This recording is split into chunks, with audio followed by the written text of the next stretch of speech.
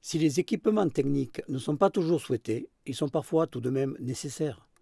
Ce sera le cas pour des constructions situées sur des sites exposés à un environnement sonore peu compatible avec l'usage d'une ventilation naturelle ou nécessitant un niveau de confort spécifique. Leur fonctionnement est bien souvent générateur de bruit, rarement apprécié d'ailleurs. Aussi, sera-t-il nécessaire de prendre en compte leurs caractéristiques acoustiques, le niveau de puissance, leur localisation, l'environnement local et le type de protection à envisager. Ventilateurs, climatiseurs, CTA, groupe froid ou pompe à chaleur sont autant d'équipements présentant à la source un niveau de puissance LW généralement exprimé en dB, mais également parfois en dBA. Ces niveaux sont variables selon les équipements, mais ils peuvent être très importants, de l'ordre de 80 à 90 dBA, voire plus de 100 dBA pour certains groupes froids. Mais prenons l'exemple d'une pompe à chaleur. Sa puissance acoustique est annoncée par le fabricant, ici par exemple 97 dB ou en valeur pondérée 86 dBA. Son spectre, pas toujours facile à obtenir d'ailleurs, donne la répartition des niveaux par bande d'octaves. On remarque que généralement les valeurs sont plus élevées en basse fréquence, mais elles peuvent l'être également dans les fréquences moyennes. Sur un plan théorique, dit en champ libre, c'est-à-dire sans obstacle aucun, on l'a vu, la décroissance d'une source ponctuelle est de l'ordre de 6 dB par doublement de la distance, ce qui, on le voit, induit une réduction importante du niveau de bruit dès les premiers mètres. Mais une fois localisée, cette propagation sera modifiée par la notion même de directivité. L'équipement posé au sol, la propagation se fera sous la forme d'une demi-sphère, doublant ainsi l'intensité. Et donc avec une directivité de 2, le niveau sera de 3 dBA supérieur. Pour notre exemple, à 32 mètres, le niveau de pression acoustique sera donc de 56 plus 3, soit 59 dBA. Attention, encore une fois, à ne pas confondre puissance acoustique à la source, normalement en dB, et pression acoustique à une certaine distance, en dBA.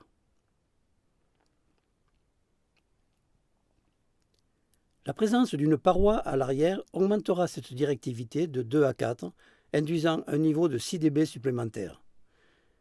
Et s'il s'agit de positionner l'équipement dans un angle, c'est plus 9 dBA qu'il faudra rajouter pour une directivité de 8. L'environnement direct de l'équipement est donc majeur, mais celui de la construction riveraine l'est tout autant.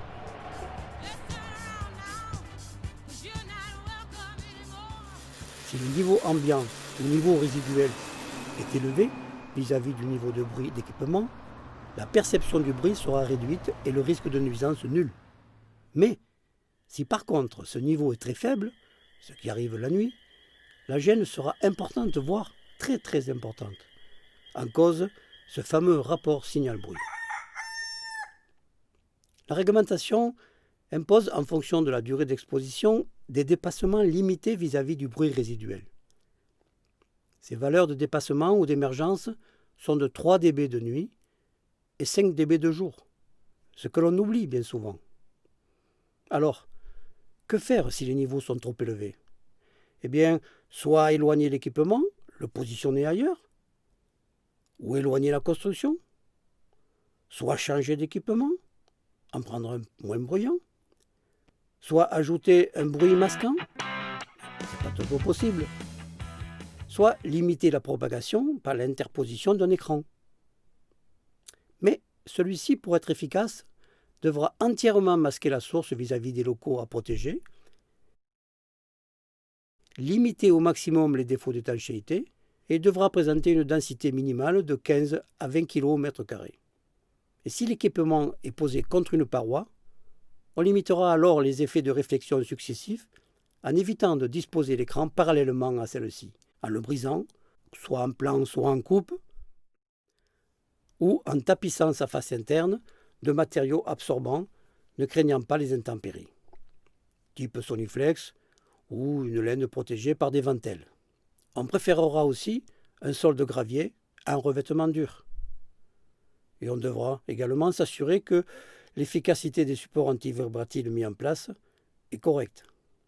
Une couverture partielle ou complète, enfin, sera certainement nécessaire si les locaux à protéger se trouvent en hauteur vis-à-vis de l'équipement.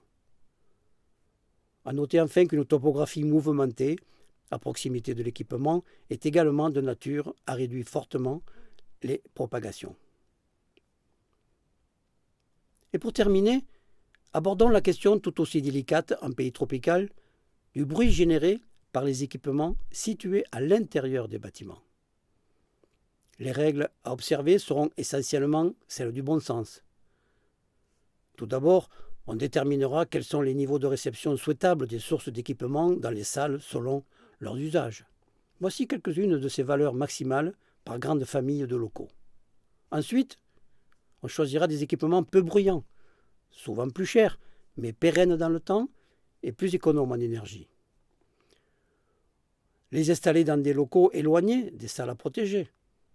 Traiter ces locaux de manière à réduire le bruit à la source.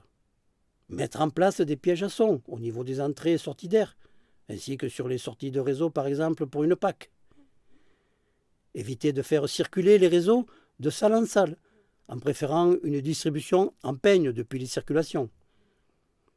Désolidariser les équipements techniques, les gaines et les canalisations de leur support avec des produits antivibratiles adaptés. Et enfin, positionner en fin de réseau des bouches d'air ou des grilles de qualité suffisante. Mais tous ces équipements constituent des solutions à retenir lorsque toutes les hypothèses de conception privilégiant les conditions naturelles de confort ont été épuisées. Car une dépense d'énergie conceptuelle reste toujours préférable à l'immédiate facilité d'une réponse technique.